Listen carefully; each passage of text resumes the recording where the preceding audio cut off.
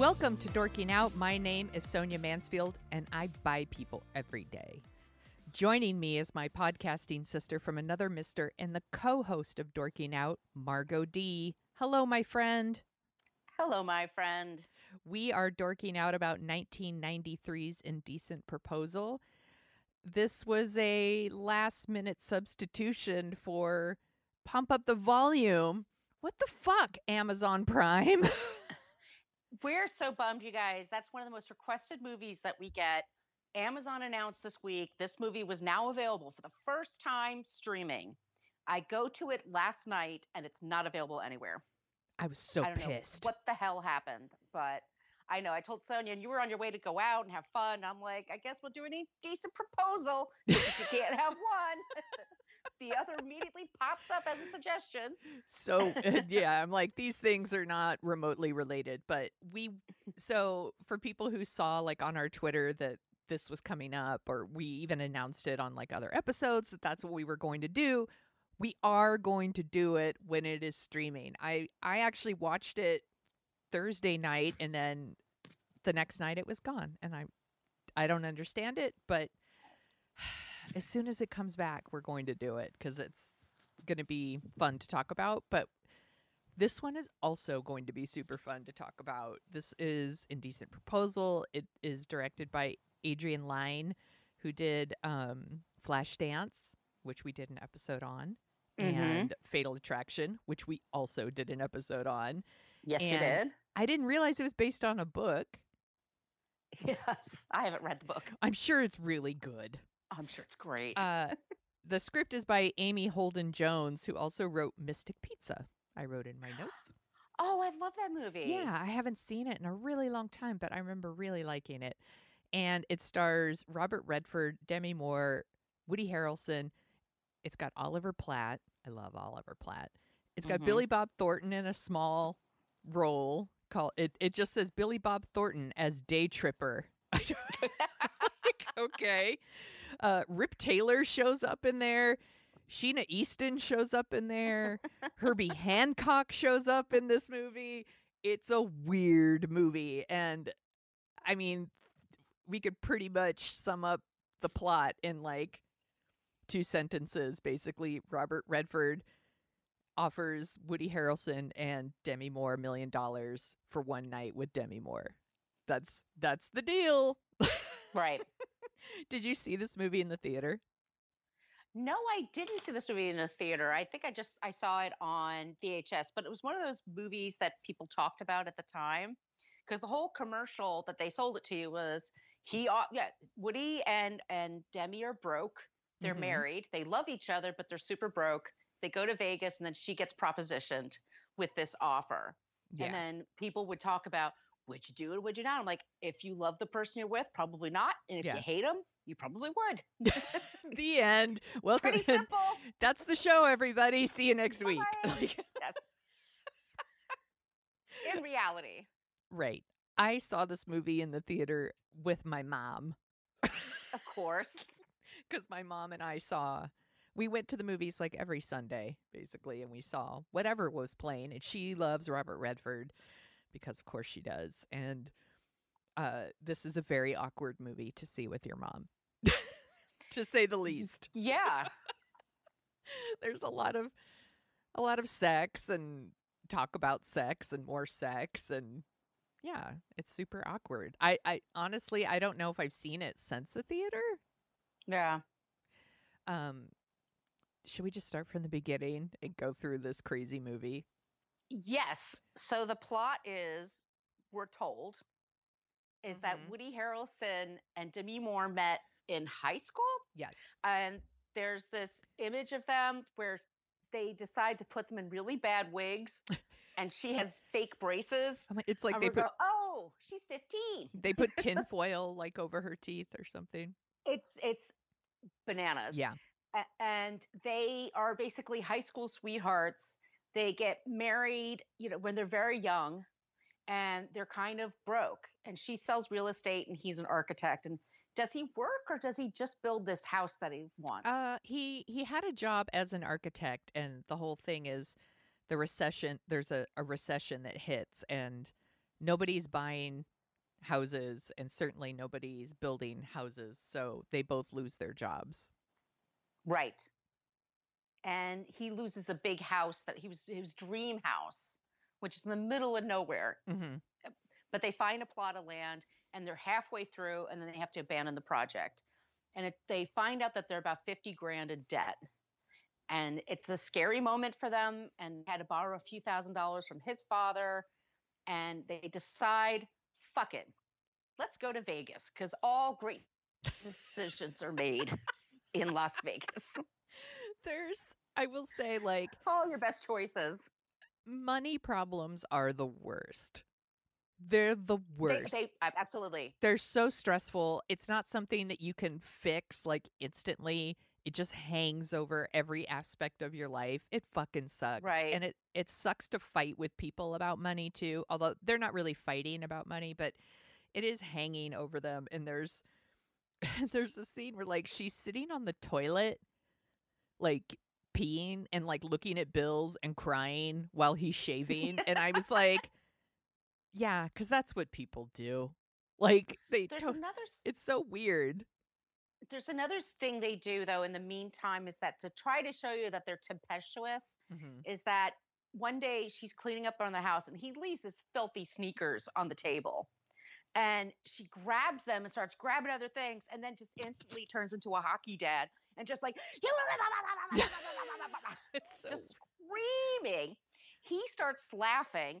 He throws something on the stove. So the stove is now, his pants are on the stove. The stove's on fire and they're having sex. Yes. And they just kind of laugh like, ha, we're like, we're hate fucking right now or whatever we're doing. But they're just, and it's like, it's so bizarre. But we're supposed to get that there's so much passion that is between these people. And that's what holds them together. Yeah, they super love each other. They do. They do. They have chemistry. Demi Moore's never looked better. Oh my gosh, she's so beautiful in this movie. She is a vision. And like, no, not a lot of makeup, just a simple hairdo. The clothes are terrible except for the dresses, but that was 90s for you. That's what we thought was cute. Woody Harrelson's adorable. Everybody drink. Everybody drink. So they head to Vegas and they do really well one night. I think they get like half their money. And they're playing the tables. And then they go back to this fancy hotel room and they have sex. On the money. On the money. That's what people do. Let's get nasty on this dirty money. And you have the I mean, the money's already dirty already. I know. If you don't read the news. I mean, it's just like, ugh, no. Nobody looks better in white underwear than she does, by the way. Yeah. She, So then the next, while she's walking around, there's one scene where she's wearing, a couple of scenes, she wears denim shorts and then heavy black boots. This was like, this was a 90s. thing. So 90s. I'm like, oh God, my mother would make fun of me when I wore stuff like that. I'm like, Mom was right. That looks really stupid. I have good legs, but no, it doesn't work. And, but she's in the store and she's like checking out a $5,000 gown, and Robert Redford notices her.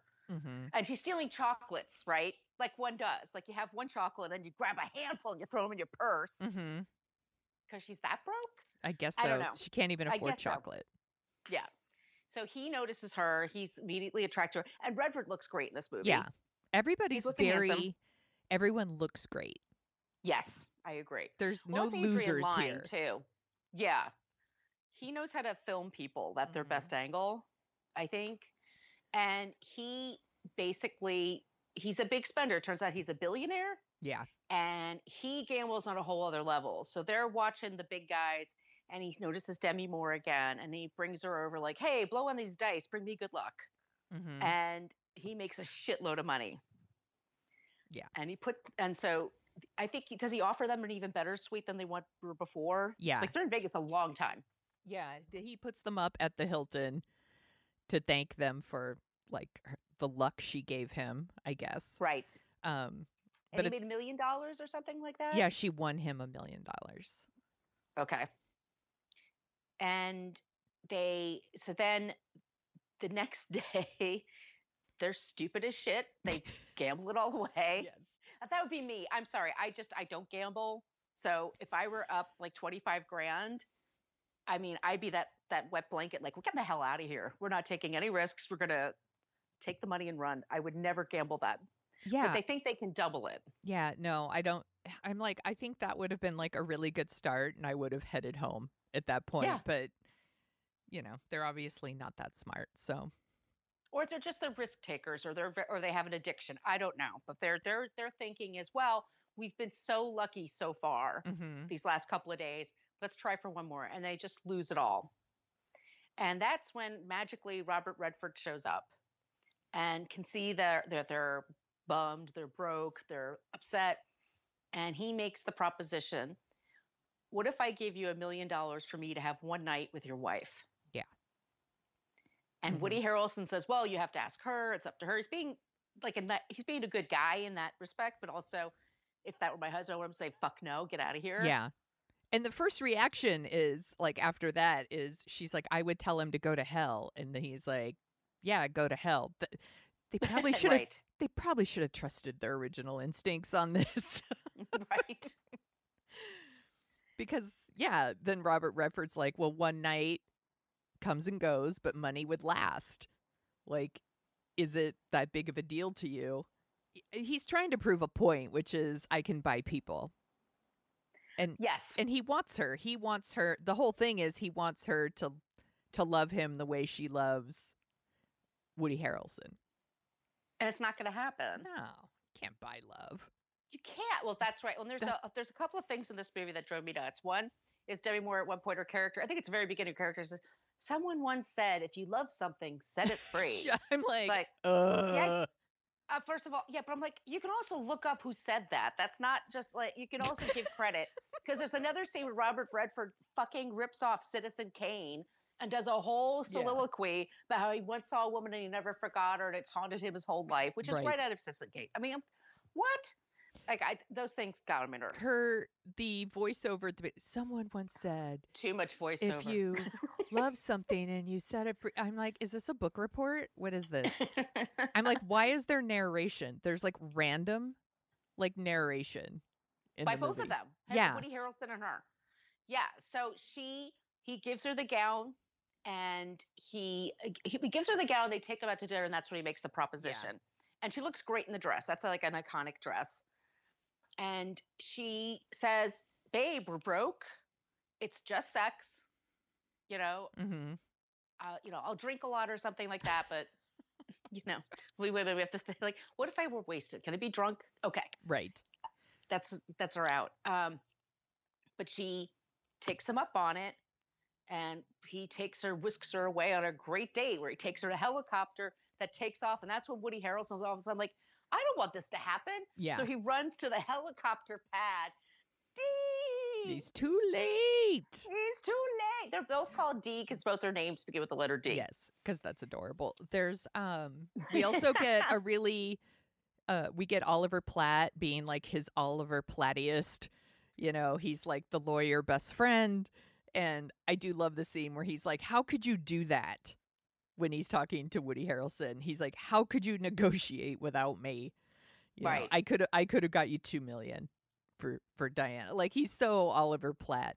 And we should probably talk about how much we love Oliver Platt. There is an Oliver Platt type, and yes. and like, I'm sure people say that when they're casting films, but he was always kind of like the little bit of a shit. Yes. And very funny. He wasn't the lead. He's not the lead. He's always like the second or third person, but he's always really good. Mm-hmm. And he kind of holds up a scene sometimes, like just his will, just his way. But yeah, so she goes through with it, and they go back to their lives and not really talking about it. But turns out they go to pay the bank. And that guy at the bank was in a million things. Mm-hmm. I wish I could remember the name of that actor, but he was in My Sister Sam and stuff like that. Yeah. Everybody has seen that guy in a sitcom or a movie. Yeah, he's in just everything. A character actor. Yeah, he's in everything. And he's like, where the hell have you been? This was due 2 days ago. And I'm screaming at the television like, you had $25K 2 days ago. You could have like run in there and made a case for yourself. Mm-hmm. But no, you wanted to hang out in Vegas. And then he goes, anyway, it's too late because it's already been bought up. And it turns out Robert Redford bought the house under them. Of course he did. Because he's a shit. Yeah. He's a huge asshole. Oh, Seymour Cassell, by the way, is his driver. He's great. I love him from Rushmore. Like that's one of my favorite movies of all time, and he plays the dad. Anyway, so Seymour Cassell drives him around everywhere, and he just like acts like a dick, and they're all upset. And then all of a sudden it becomes, well, I don't want the money. Well, I don't want the money, and I'm thinking, I want the money. Like, it's Oliver $1 million. Platt's like, I'll take the money. Yeah, I'm like, it's $1 million. It could change your life. It's so interesting that rewatching it now. First of all, just Robert Redford asking the question immediately like throws a wrench into their relationship.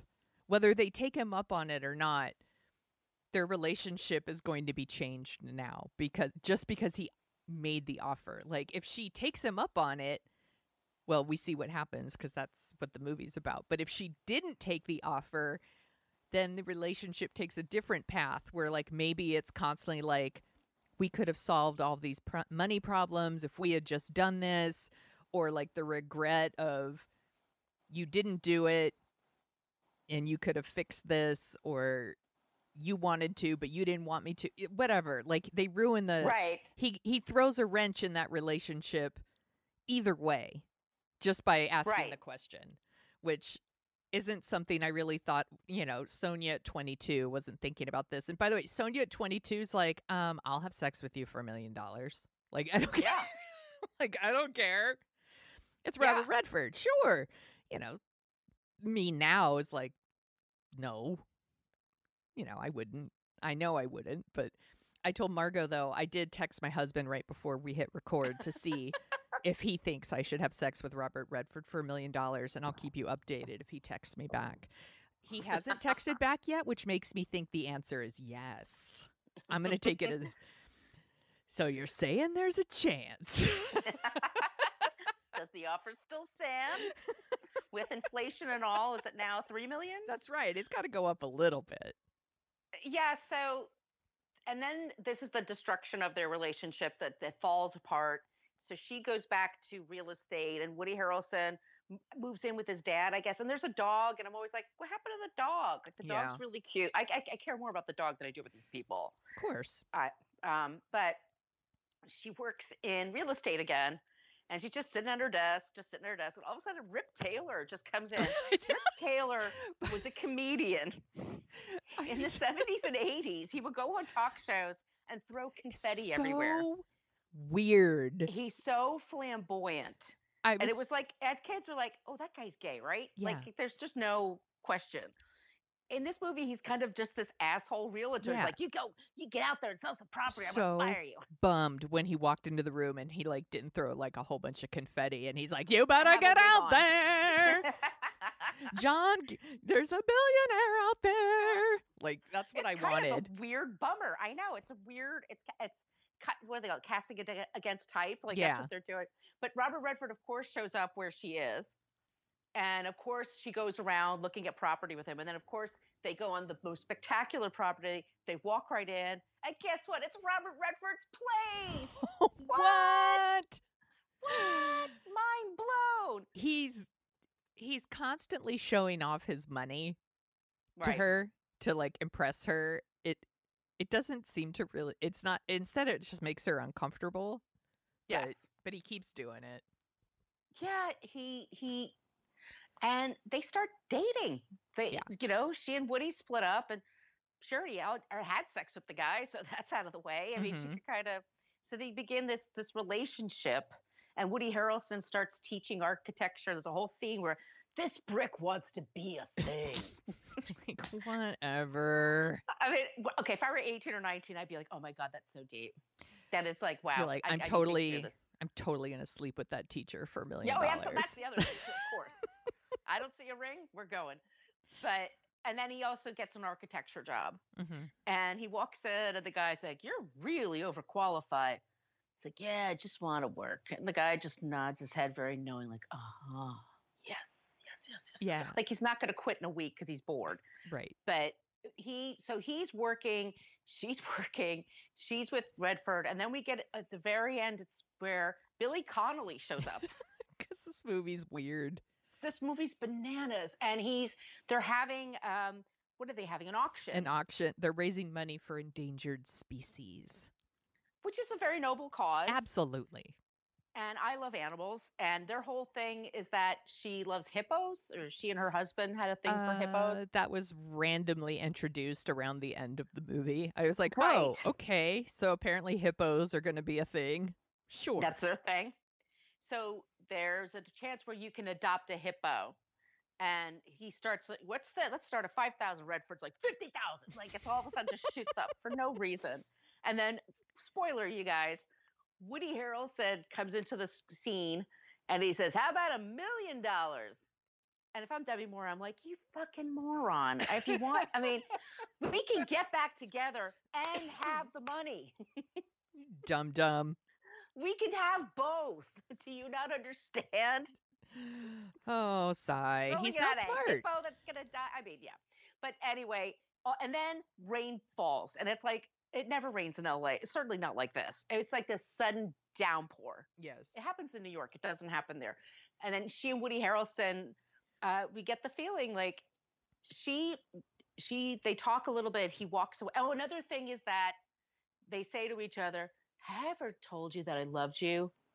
And the other one always says no, which is weird. Very weird. Yeah. And so I do. Yeah. But I do. So yeah, and then he goes, "Still, always."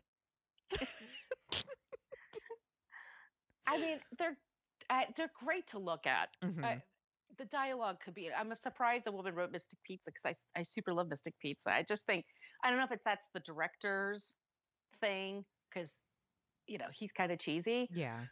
But she goes off in the limo with Seymour Cassel driving, and she's with Robert Redford, and it's raining, and then she just turns and says, "We got to talk," which is like, oh boy, nobody ever wants to hear those words. And then Redford sort of is like, "Okay, I get it. You want to break up? Let's pull to the side." He makes up a lie though first, where it's like, right? Yeah, he's like, "She's the best one of the $1 million club. All the women I've paid millions of dollars to have sex with, you're the best." And he's obviously lying, and she knows he's lying. Seymour Cassel knows he's lying. Yeah. He knows that Seymour Cassel knows, and he could probably figure out from Demi Moore's face, like she knows he's full of shit. Yeah, she knows he's lying. It's just an excuse. So they pull over, and she magically runs up in this beautiful white gown, stop raining, and she gets on a bus. Yeah. And it just takes off to the pier. Bus in the middle of nowhere. Bus in the middle, it just shows up. Doesn't have a purse on her. How did she get on there? I don't know. But she gets to this pier, Santa Monica Pier. Is that what it is? I forget. I don't know. I forget. But he's sitting at the end of the pier, just kind of staring. And by the way, he's super handsome. He's funny. I'm like, wouldn't he get a girl? Like, yeah. Wouldn't somebody be? Yeah. But she sits up the pier opposite him, or their backs are towards each other. And then she's like, "Hey, have I ever told you I loved you?" It's a really good Demi Moore. Thank you. And she kind of reaches her hand out, and he reaches his hand out, and he still has his wedding band on. And then he says, fingers. He says, "Ditto." Oh no, wait, that's something else. My bad. Never mind. Mixing up my Demi Moore movies. And that's the movie. Yeah. By the way, nothing in there's nothing in this movie that's a surprise. So you know exactly what's going to happen. There's just these weird things in the movie. First of all, there's the whole would you or wouldn't you sleep with someone for $1 million? Like that was like the huge marketing campaign. That was the thing that everybody was talking about. It's probably the reason the movie made as much money as it did. But there's also just these weird, I was like, I don't understand this movie. Like all of a sudden she's teaching like a citizenship class at one point. Is she bilingual? I don't know. I don't get it because she's speaking English the whole time and they're all speaking Spanish. And then Robert Redford shows up and just starts speaking Spanish with everybody around him. Yeah, he just crashes her class, but she's teaching. I'm like, her. Why is she teaching? Yeah, he's stalking her, by the way. Like, maybe they should have put that shit in the contract. Like, hey, no pursuing my wife after this. My wife. My wife. Everybody drink. Yeah, so he crashes her class. we're to know that she is teaching now because after class she's walking and she's holding a globe, like teachers do when they're teaching They bring the citizenship. globe in and They out. bring the globe. It's you bring your own globe. Bring your own globe, class. And then he brings her back to his house where now he's got 2 dogs because I didn't know if he liked a big one or a little small one. Yeah. I'm like, oh my God. he's legit gonna take those dogs back. Like, no. Oh, that's another reason. And I'm like, well, you can't break up with him. Now he's gonna shit can the dogs. Do you think he'll just give them away? You think he'll put him to sleep? Yes. He'll put him to sleep. No. He'll eat them? You think No. he'll eat them? No. I think okay, my fan fiction. He hunts them. Seymour Cassell blackmails him, like figures out a way and gets a shitload of money, and he takes the dogs with him. I like and this one. He leases this guy. Yeah, because he's like, fuck this guy. He's manipulative. He's a creep. Mm-hmm. There's lots of things that don't make sense. I mean, these are all like extraordinarily good-looking people, charismatic people. They wouldn't have a hard time finding somebody. And we're supposed to think like, well, he just likes the thrill of fucking with people. It's like, well, that's not a good thing. Yeah. No, he's Robert Redford and they make him pretty charming, but he's a fucking creep. He's a creep. Yeah, he's a creep. Listen to our other show, What a Creep, where we'll talk about Robert Redford's character. Like, he's a total creep. But it was like all the talk shows did a thing, did the topic, at the time. And yeah, it was a really hard, like it's one of those like, oh, will you bust up your I'm like, it would bust up some relationships. It probably wouldn't bust all of them. Some people would probably be like, we need the money, but there's a whole thing where it confronts her. You had sex. Did you enjoy it? Blah, blah, blah. It's, I mean. Yeah. I mean, she could just lie and be like. I would lie. Yeah. Yeah. I'd be like, yeah, I did. It wasn't very good. I was drunk. I just really just Yeah, passed out. he couldn't get it up. Whatever. Like, just makes up some fucking lies. But she couldn't even do that. And then she says, like, I could make up all these lies, but you wouldn't believe me anyway. Just make up the lies anyway. Then make up the lies anyway. It's fine. And this money's, and then all this time they're apart, no one touches the money? I guess not. $1 million, man. I know.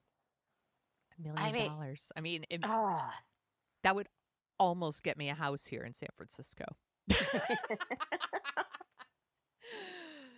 David, should I sleep with Robert Redford for $1 million? We could almost buy a house. Fucking California, man. No shit. Do you think they have to pay taxes on that money? That's a good question because people, he had to sign a contract, right? So, yeah. And what was it, like 20%, 25%? Probably. So and then there's the finder's fee, but Oliver Platt took 10%, see? right? Didn't he say so actually, Woody Harrelson loses money on this thing because he donates $1 million to the zoo for the hippos, and he didn't have $1 million because Oliver Platt took his part. I think that's the real thing about the movie. Yeah. Oh, look, they're coming for you, Margo. They're so pissed at you. How dare you talk shit about Indecent Proposal? I guess that's in the sequel where they talk about how he earns the money to make up the zoo people come after him. You pledged $1 million. Pay it. I want my $1 million. Oh, better off dead. You need to go on the list. Oh my God, please. I don't know what to say. Like Robert Ebert gave it a really good review. Roger Ebert, excuse me.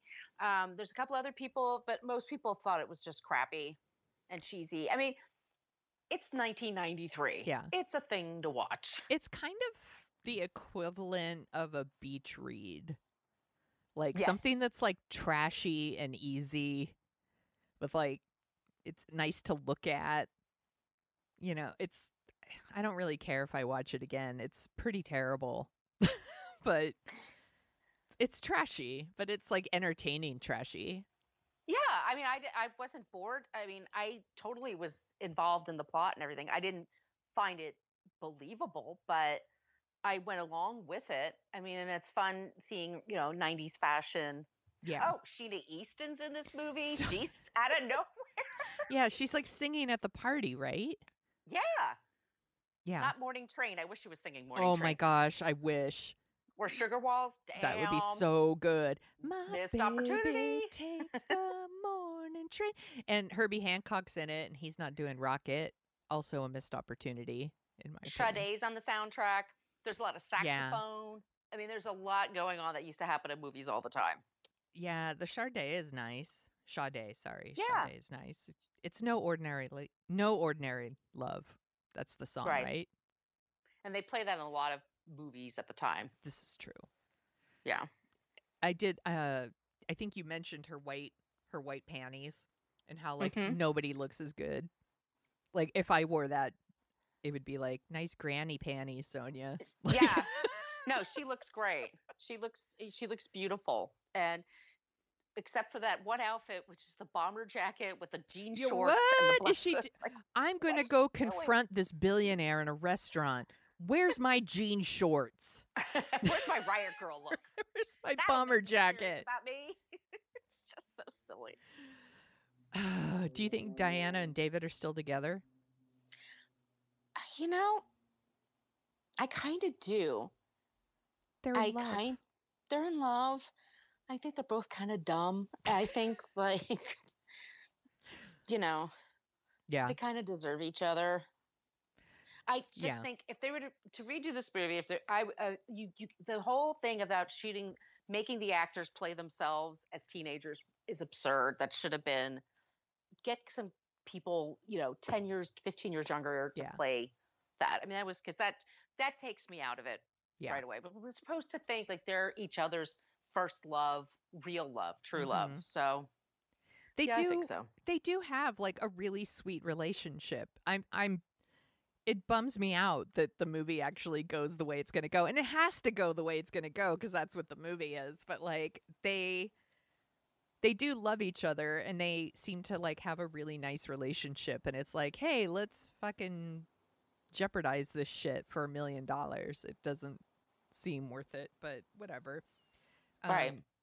I enjoyed Billy Bob Thornton's guest appearance as rando dude at the poker table. And Day Tripper apparently. And Robert Redford calls Demi Moore over to sit with him to bring him luck, and then he says to Woody Harrelson, "Do you think she'll ever come back?"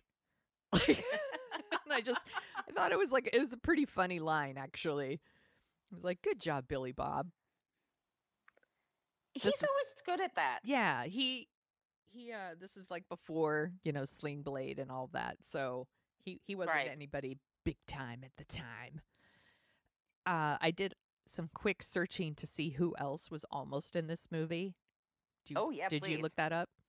A little bit, but remind me. Okay. I know Julia Roberts turned it down. Yeah. So originally the roles were going to be Tom Cruise and Nicole Kidman with Warren Beatty as the billionaire.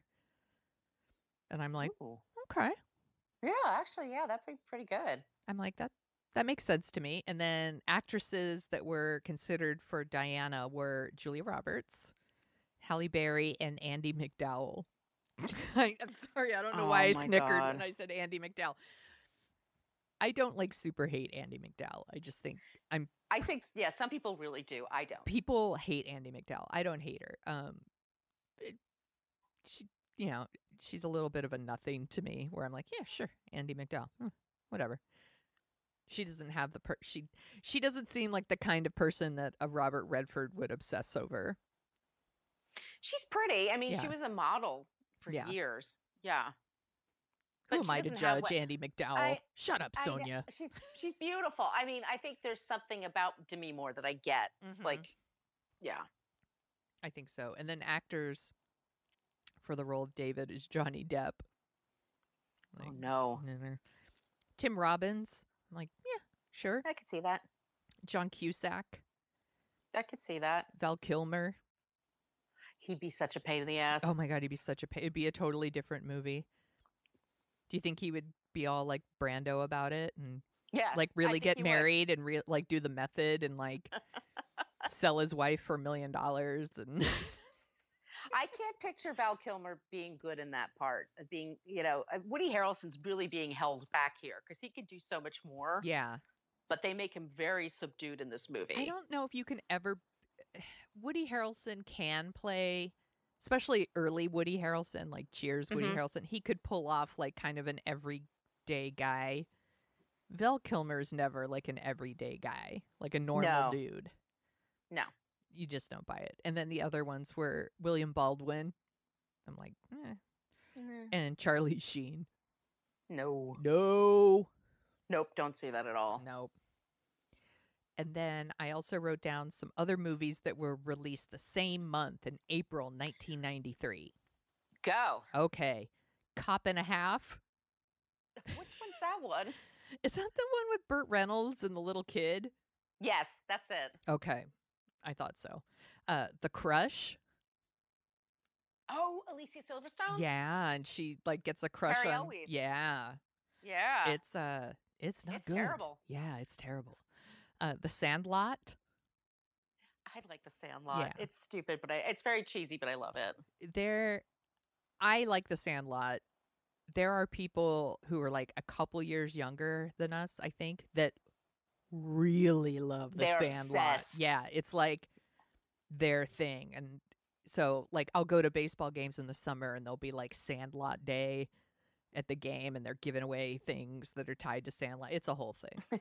James Earl Jones and a dog. Just like have him walking around all blind. Yeah, it works. Why not? Yeah, I would say that. Benny and June. I'm not a big Benny and June person. Are you? I think I liked it at the time, but I don't know if I would really enjoy it now because now I look back on it and it seems like the kind of movie that's like, isn't mental illness adorable? Right. Yeah. I don't know if I'm remembering it 100% correctly, but thinking about it now, I'm like, Yeah.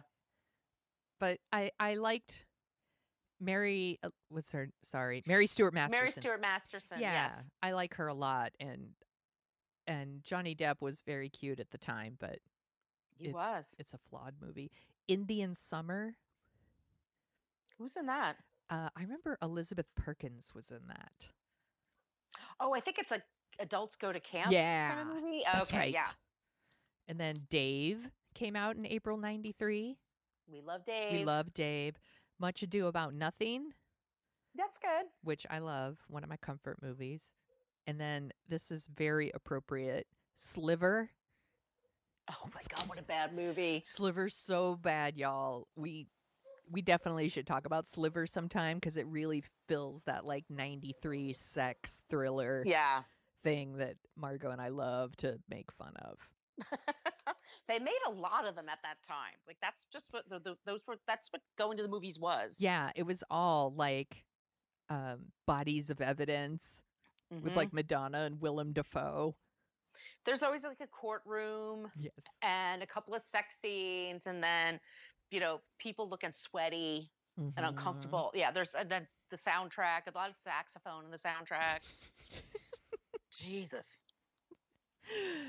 Yeah, it's not good. So, do you want to hear about some of the top songs of 93? Yeah. It's going to bring back memories. UB40, I Can't Help Falling in Love with You. I think that was from Sliver. It probably was. Oh my gosh. But yeah, that song was everywhere. You couldn't help hearing that song everywhere. Cypress Hill, Insane in the Membrane. That song is still rad. I love that song. One of my favorites of all time. Radiohead, Creep. That's an awesome, awesome song. Awesome song. Duran Duran, Ordinary World. I love that song. I love that song. So good. I loved Duran Duran back in the day. They were great. Lenny Kravitz, Are You Gonna Go My Way? I loved Lenny Kravitz. I know. I can't. So good. I'm squirming in my seat here. I love Lenny Kravitz. Yeah. Diggable Planets, Cool Like That. That's a dope song too. Oh my God. I need to download all these songs. I know. And then my last one here, A Tribe Called Quest Award Tour. I loved A Tribe Called Quest. So. Oh my, that's a really good list. Yeah. 93 was good for music. 90s were great for music. I Every think once so. in a while, I'll say, hey, Alexa, play 90s hip hop, play 90s pop, play 90s alternative. It's always good. Mm-hmm. I agree. Yeah. So, like, right before we started recording this, we saw that Sean Connery died. Dude was Hmm. like 90 years old. I'm like, that's a long, good life. Yeah. And where was he? He was Oh, like, Jesus. he was on like a tropical island somewhere or something. That's my husband told me this. He's like, he was like 90 and he died on some tropical island. He's fine. He had a great Yeah. life. He got to play Bond. He won an Oscar. He always had younger women around him. He got to brag about slapping women as Yeah. if it's no big deal and still had a career. I think he's had a great life. I mean, that's the one. I'm sure there's other things, but that was one, like, a lot of people in our What a Creep podcast group are talking about that. Mm-hmm. And it was shocking at the time when he said it. Yeah. I mean, he's definitely problematic. Yeah. But He's old. yeah, but he made some really, really great movies, and I think we're gonna do one for a future episode. But do you have like some go-to favorites of Sean Connery? I love him as Bond. Yeah, I love The Untouchables. love The Untouchables. I fucking love that movie. Gosh, I'm blanking on. Let me go. Well, Tell me some of yours. I really liked. I thought he was really great in The Rock. Oh, The yeah. Rock. The Rock is a ridiculous movie. I know this. Super entertaining. It's very entertaining. You already mentioned The Untouchables. He was really great in Indiana Jones and the Last Crusade. Junior, we named the dog Indiana. So I can't do a Sean Connery impression. Sorry, my friends. What else? He was in Marnie. That movie's fucked up. I've never seen it. It's a messed up movie. He's in Zardoz. I've seen Zardoz. He's like in a leather outfit, right? Yes. And he's leather like Tarzan kind of loincloth thing. I watched Zardoz a couple of years ago. It's the first time I'd ever seen it. And I was like, what the fuck am I watching? It is the weirdest movie. It's so weird. Yeah. Hunt for Red October. I've never seen that movie. That one's really good. It's a good one. I know. People tell me. I'm not good at spy movies. I get very confused. It's a good one, though. And then I'm just looking up a whole bunch of stuff here. Entrapment. Was that with Catherine Zeta-Jones? She's way too young for him. Way too young for him. That's Hollywood. Yeah. Then what else have we got here? Oh, that's right. He's in Time Bandits. I haven't seen that in years. Oh, God. I used to love Time Bandits. And then what else here? Here's a whole bunch of movies that like played at my theater back in the day. It's like Rising Sun with Wesley Snipes or Just Cause with Lawrence Fishburne. Something else called Medicine Man. Oh, The Russia House. I've not seen these movies. Here's one I know you've seen, and it's on our list, I believe. The Presidio. My mother loved that movie. Love that movie. That movie is, well, it would be something to talk about. Yeah. But here's the thing with Sean Connery. Like, he was just, he was always good. Like, even if the movie was, like, fucking weird, like Zardoz, like, at least Sean Connery was in it. Like, he was a very entertaining dude. He was very, very handsome back in the day. Mm-hmm. And to live to be 90, not bad. Yeah, he got to retire. He got to be Sean Connery, for Christ's sakes. I mean, what is there to complain? People are like, oh my God, I'm so shocked. Like, really? He's 90. Yeah. That's a good long life. And he had a really good life. Yeah. Yeah. So R.I.P. Sean Connery. Cheers to you. Yeah, cheers to that. What are you drinking, by the way? St. Vincent Rosé. I'm looking if there's it. That's like one of your go-tos right now. It is my super go-to, and it turns out that the wine shop that I buy from, it's from my Drizzly app. It's a wine shop owned by Amy Poehler. What? That's awesome. She bought this wine shop in my neighborhood on Fifth Avenue like a couple of years ago. And it's like she's a wine person. She like sommelier type of person. Like she really knows her shit. And this is the only place I can get this particular bottle of rosé that I love. That's So awesome. I know, right? I'm like, my beer doesn't have that cool story. Damn. We need to order better stuff. Do you have anything else you want to dork out about? Well, I wanted to talk about Borat. I haven't seen it yet. Oh, okay. We'll talk about it next. You need to see that because we need to talk about it. Yeah, it is on my list. Amazing. I was waiting until after Halloween, but I saw a preview for it in front of Indecent Proposal, and just the preview made me laugh out loud. Well, it's great, and the woman who plays his daughter is so fucking funny, and the improv is incredible, and I'm not a huge fan of improv, but I like it here. Okay, yeah. It is on my list, and we could talk about it in the next episode because I will definitely have watched it by then. And then, do you have Netflix? I mean, do you watch Unsolved Mysteries? Are you a fan of that? I am, and I watched the first episode, but I haven't. I need to watch more. The season, I really like this new season. Okay. It just came out last week, but there's also a podcast it's called You Can't Make This Up, and it's all about Netflix documentaries. And Rebecca Lavoie interviews directors, and so break that down. It's called You Can't Make This Up. Okay. And it's all those Netflix documentaries that you've been hearing about, and they just give you just extra context for certain episodes and certain scenes and things like that. And it's just like one of my favorites. So that's a recommendation I have.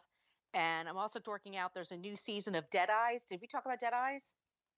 That's the one with the guy who was fired by Tom Hanks. And he was fired by Tom Hanks he was going to be what was the movie I'm thinking of? He was going to be in Band of Brothers. Band of Brothers, the HBO series. Tom Hanks was an executive producer. He also was one of the leads. And the Connor, the actor, I'm sorry, I'm blanking on his last name. God damn it. Dead Eyes. Just look up Dead Eyes in podcast. He was fired like a week before he was going to show up. And it's because Tom Hanks saw him and they're like, why did we pick this guy? He's got dead eyes. So they brought what him a terrible thing to say about someone, and then to have it be Tom Hanks that said that about you. And he was super young. He was only like 21, 22 years old. Like he was living in London at the time. And he went in, they said, you have to audition again. You have to give us another screen test. And he just bombed because he was so distraught. Because what do you do with that note? Yeah. You know, like, do you bug your eyes out when you're talking? Or how do you overcome that? And anyway, he gets out of show business for a number of years, works in bookstores and stuff. And then gradually he goes back into comedy. And then he's been on Veep and he's been on all these other shows. But it's kind of haunted him. So he's been going back and interviewing different cast members from Band of Brothers and different people in show business who have been fired from a project. And they've talked about it. And it's universal, the feeling. And ultimately, he wants to interview Tom Hanks. Mm-hmm. But he interviewed Ron Livingston. Because he was in Band of Brothers, and he was in that scene he was going to be in.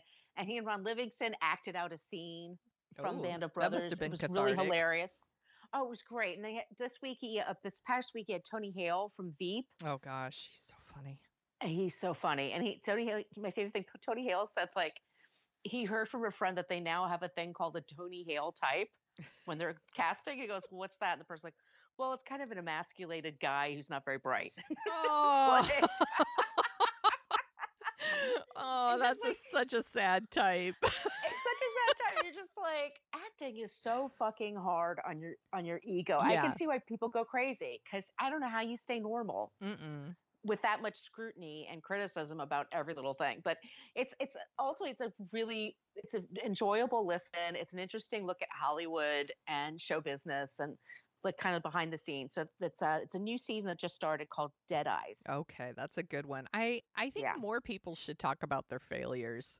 Absolutely. And not like just about everything, whether it's Hollywood people, whether it's people in tech, whatever it is, like people should talk about their failures more and kind of what you learned from it. I think that, Yeah. I don't know, because it helps other people too to hear those It's stories. inspiring. Yeah, exactly. And just it lets people know, like, I'm not alone when I Yeah, fail. Because everyone falls fails. in their face. Totally. Yeah, everyone falls in their face. Everyone does. Everyone gets embarrassed. Everyone has a humiliating moment. Everybody. It's just like, how do you deal with it afterwards, and how do you make sense of it? Yeah. Yeah. So that's a really good one. I've been watching a ton of horror movies because it's October. So I watched The Changeling with George C. Scott. I watched that last night. Did you like it? It was okay. I remember it being scarier when I was a kid. Yeah, it's suspenseful. It's definitely suspenseful. It's got some creep to it. Like it feels creepy, and it's Right. sad. Ultimately, I was like, I was less scared that I was sad watching it. I was like, yeah. Well, it starts horribly. Yeah, I was like, it really bummed me out. Right. And then we also watched Ghost Story, which from Melvin Douglas. Yeah, with Melvin Douglas Yeah. and Fred Astaire. I think Douglas Fairbanks Jr. is in it, and I actually quite liked it. And I hadn't, Fred Astaire, like, I mean, he's Fred Astaire. So to like see him in a movie like this was really weird, but I liked it. And that one was another one that was, it could have been better, but I still liked it. And I'm kind of fascinated by the casting of it. It's like prestige horror, I guess. I don't know. But I still enjoyed it. I think I watched it on, did I watch it on Amazon Prime or Shudder? One of those, but I still liked it. I would recommend it if you haven't seen it. Did you see that one from like 81? I did. I didn't like it as much. I thought it was kind of slow. I think I'm one of those assholes. I like the book much better. The book is super fucking scary. You are not an asshole for that.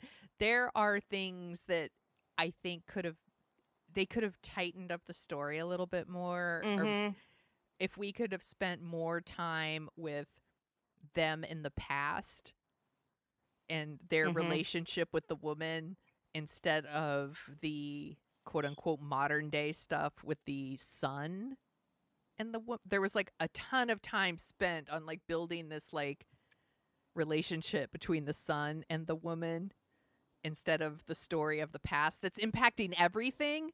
I'm like, I wanted to know more about that. Anyway, it still had good stuff in it and I liked it ultimately. So, but next week we'll talk about Borat with whatever other movie we decide to do. That'll be a good one. It's so much fun. It cracked me up, and it's such what we need right now. Maybe I should watch it on election night. So do you think the election's going to be, do you think we're going to know election night, or do you think it's going to drag out a few days? I don't know. I have so much anxiety about it. Do you? Me. Oh, everybody I know is anxious. Everyone. I'm hoping, like, and you and I have talked about this some like off the air, and we've been texting a little bit, like, we're both hoping that like early voting is showing that there's a really big movement going on, that we're hoping for kind of like a very clear victory here. Right. To like, but I mean, he's probably going to contest it no matter what, right? He's a sore loser. He's a sore loser. So even if like there's like a landslide, he's still going to be a dick about it. And it's still going to fucking suck for like 3 months. He's going to be in the White House acting like a big fucking baby and trying to hurt as many people as he can on his way out the door. And that sucks. It does. So if, you don't live here in our country and you're listening to our show, like, be very careful with your American friends right now. We're all very sensitive. People are very sensitive, and people get sometimes upset with things you and I say, and I'm like, if we had said them 6 months ago, they probably would have just shrugged it off, like, fuck it, who cares? Yeah, that's just their opinion. But now people are like, really, I just find like people are very sensitive.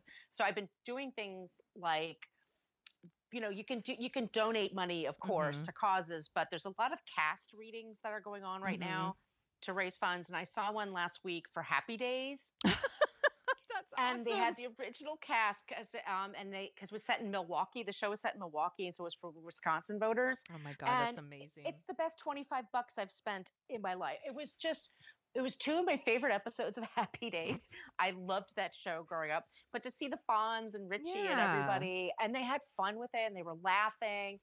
And then tonight, this is also for Wisconsin. They're going to have the Rocky. You guys are going to miss this because it's too late. But the Rocky Horror Picture Show, and Tim Curry's going to be the narrator. Oh my And gosh. and That's amazing. I have a feeling because everyone's stuck home that I think that for the next few months, like for the holidays, I bet you a lot of celebrities or shows are going to do this to raise money for charity. I It's hope they because do. That's awesome. it's super fun to watch on your laptop or your tablet or even on your phone. I love cast readings now. I'm like, it's really a fun way to take in a show. And the actors seem to have a lot of fun with it. And it's just, we've never done this before. This is Yeah. all new. So I was just like, I'm really kind of getting hooked on it. And there's a stars. I'll tell you next week, but there's a YouTube channel it's for actors, and they're always raising funds for actors. And it's like Stars of the Night or something. I'll tell you next week. Okay. But they're always doing shows. Like they had Fame, the original TV show Fame. They had that cast. They had The Goodbye Girl. Oh my gosh. They That mix one was up all probably kinds great. of Broadway and TV and stuff like that. And it's just fun to see them talk about it and to Yeah. revisit it. It's just like, it's just, if you're looking for, take it less from the political. If you're just looking for a break, give it a shot. Yeah. I saw clips of the one they did for Fast Times at Ridgemont High. Yes. And they had, was it Shia LaBeouf playing the Sean Penn character, Spicoli? And then Spicoli, and he was high. Yeah, and then Brad Pitt was the Judge Reinhold character, and Jennifer Aniston was Phoebe Cates, which I thought was really hilarious. They looked like they were having fun. I think so. Like, I think all of these look really fun. I saw Dazed and Confused. Oh my gosh, that one was probably rad. It was hilarious. It was so good. It was like, it's just like so if I'm just saying, if you're looking for fun stuff to, distract you. Yeah. And also, just so you know, Dazed and Confused is on our list. We're saving it for the summer. It's a summer movie. So this was really fun. I'm glad we talked about Indecent Proposal. I'm bummed that it wasn't Pump Up the Volume, and we still will do it when it is streaming. But this was a really fun last minute substitute. So good choice. Okay, good. I'm glad you enjoyed it. No, I knew it would be a fun discussion. Absolutely. Where can people find you on the internet, Margo? You can find me on social media at Brooklyn Fit Chick for Twitter and Instagram, and my blog is brooklynfitchick.com. And if you like the sound of our voices, you can listen to us at whatacreep.podcast.com or wherever you listen to your podcasts. And every week we talk about a creep, and then we end an episode with someone who's not a creep, so you don't feel like the whole world is a dumpster fire. And you can find me at thesoniashow.com and The Sonia Show on Twitter and Instagram. And if you like dorking out and you want to give us a review on Apple Podcasts, that would be amazing. It helps us find our people. And if you want some stickers, we have the cutest stickers. They're adorable. Everybody drink. You could email us at dorkingoutshow@gmail.com. Thanks for talking about Indecent Proposal with me, Margo. This was a really good choice. Have we heard from David yet? That's the answer. Did we hear from David yet? No, David didn't reply. Jesus. So I'm going to take it as a yes. I think it's a yes, everybody. Mr. Redford, clear the decks.